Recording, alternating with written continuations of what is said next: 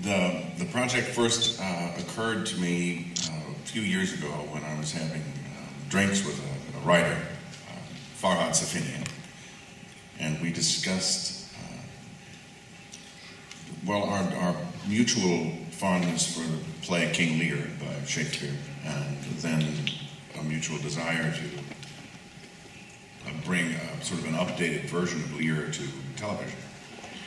And that was basically the genesis of a series of conversations that we had for the next subsequent 6 or 7 months or so, in which we discussed what story we thought we would like to tell.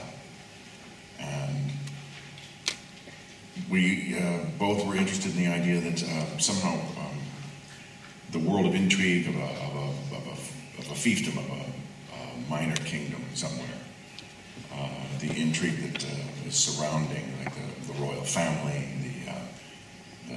the court, the Privy Council, all things that were, Elizabethan in nature, or even, historically royal in nature, could somehow be translated into a modern context, which we chose to be Chicago.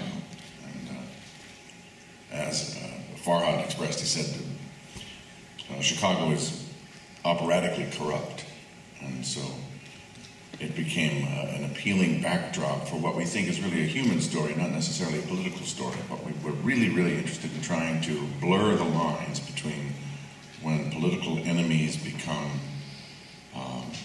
physically targeted as well as just politically targeted, and to draw or to create a world in which the audience would suddenly start to think, well, gosh, I wonder if politics really does end up killing people, which I suppose it does, but usually not in such a graphic way.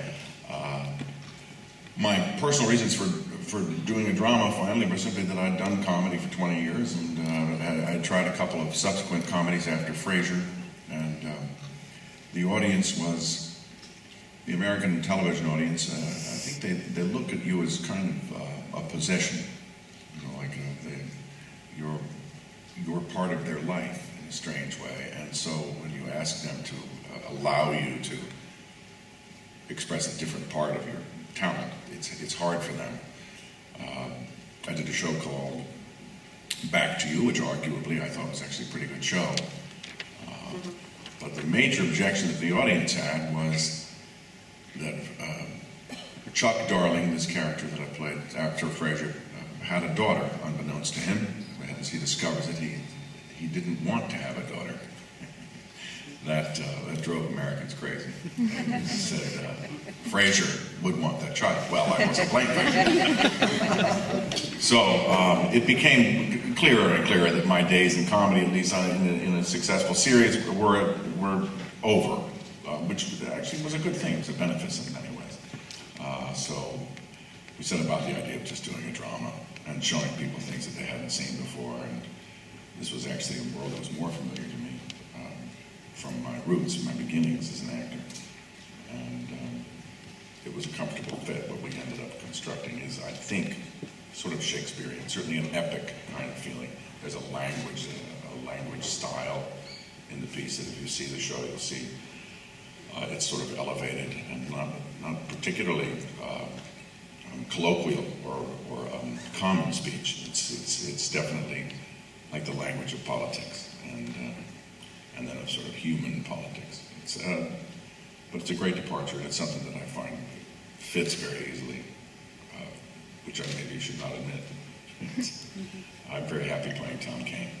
I never had any fear about playing a bad guy who is that bad.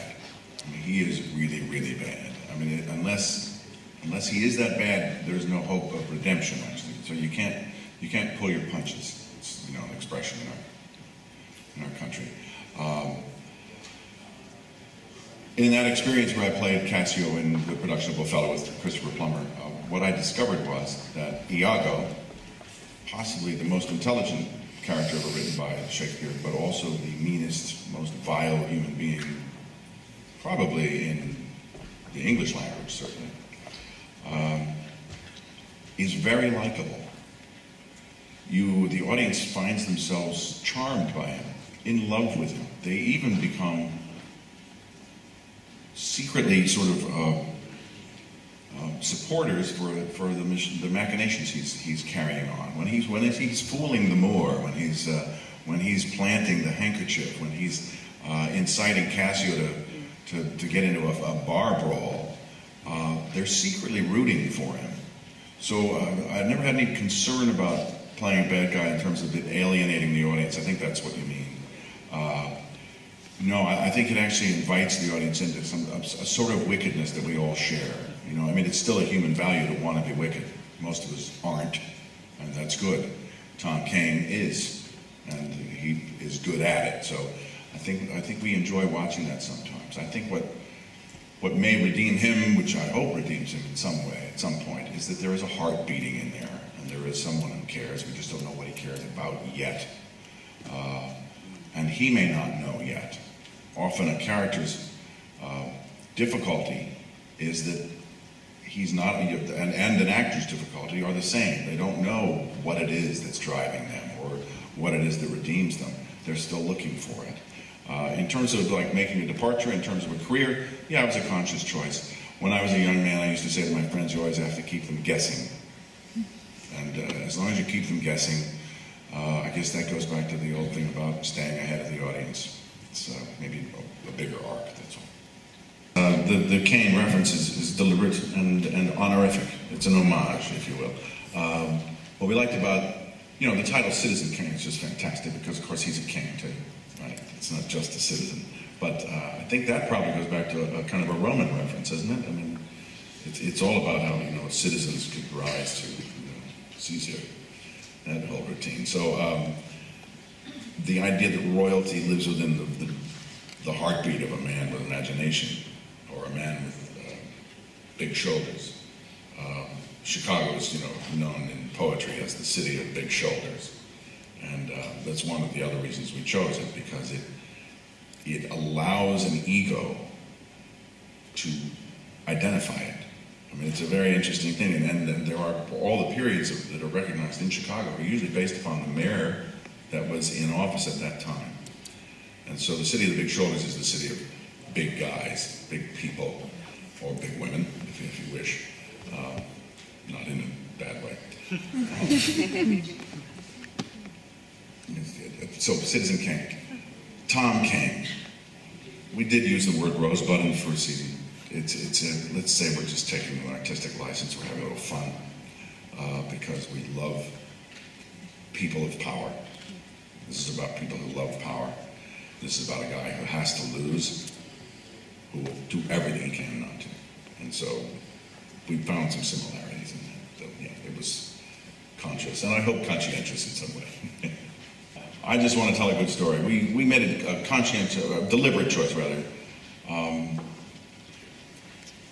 not to identify a party in our show.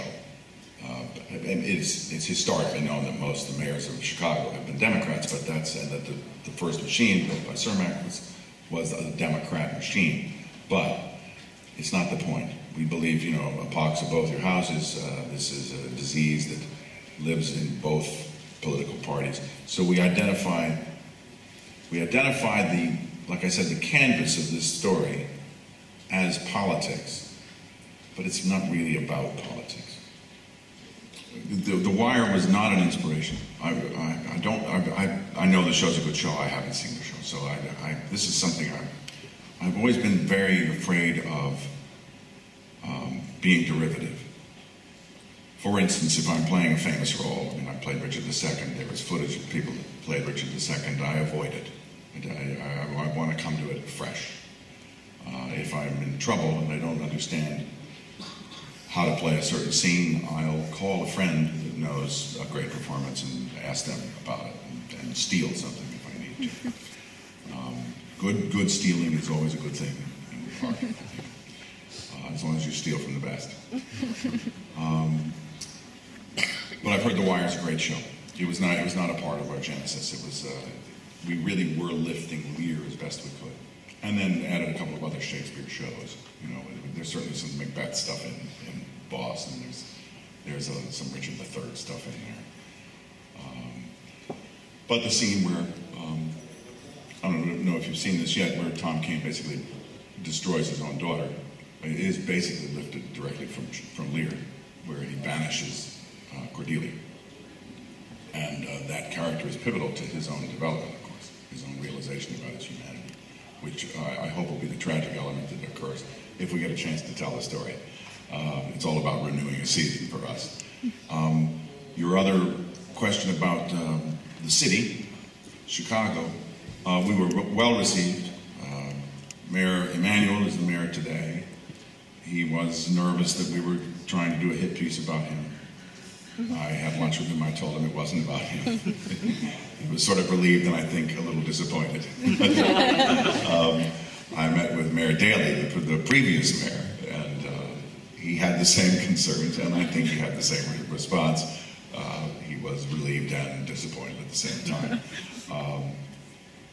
Local politics is what became our backdrop, our canvas for this human story, basically, about a man who won't quit, about a fighter.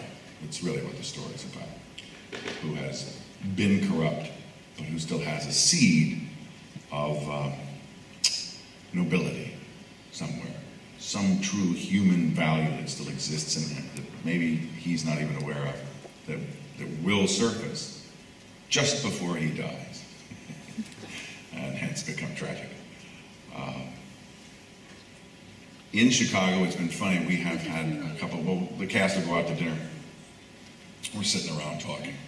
And there's a guy that plays he's a sex addict, basically. He's a Lothario. He can't keep his hands off of women. And we had a fellow walk up to dinner. I was sitting with the actor that plays this character, and this guy said, "I work in the mayor's office. I'm you." So why would you admit such a thing? Like, that doesn't make any sense at all. But so they love their corruption in Chicago. They love it. They love who they are. Their identity is that, and they embrace it.